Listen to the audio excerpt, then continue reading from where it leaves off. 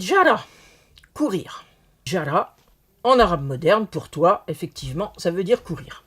Mais dans quel sens ce verbe est-il utilisé dans le Coran ?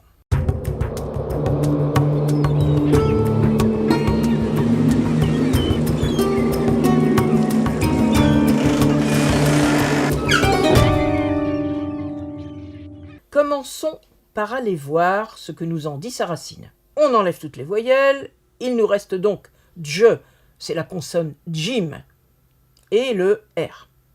Il nous manque donc la troisième consonne, c'est le Y. Si aujourd'hui, courir est souvent associé à l'idée de courir dans tous les sens et en toute liberté, dans le Coran, le sens est celui de suivre un cours fixé.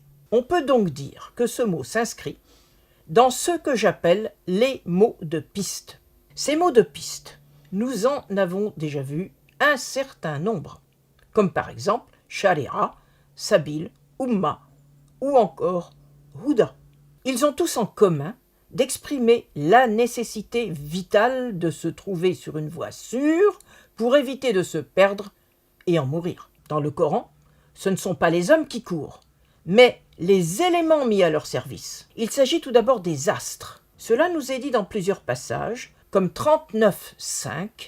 Il a créé les cieux et la terre en justesse.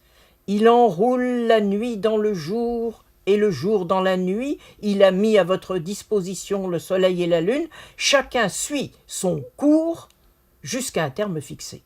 Ce passage du Coran fait du Dieu créateur le grand horloger du temps, maître de la régularité, de l'alternance du jour et de la nuit pour le bénéfice de ses créatures.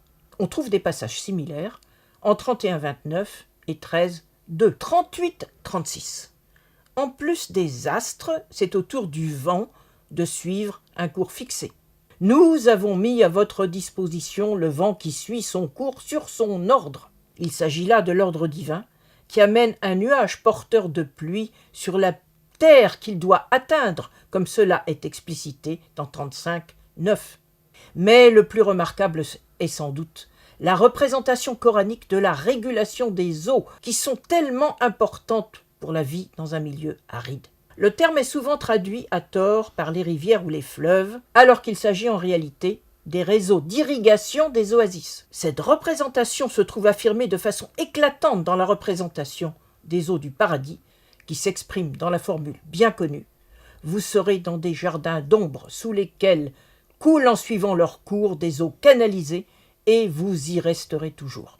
Cette formule se trouve dans de multiples passages, comme 1631, 19, 519, 457 et bien d'autres encore. On revient une fois de plus aux conditions de vie dans un milieu naturel hostile, soumis aux aléas, où l'action divine est vue comme régulatrice des éléments et protectrice pour les hommes.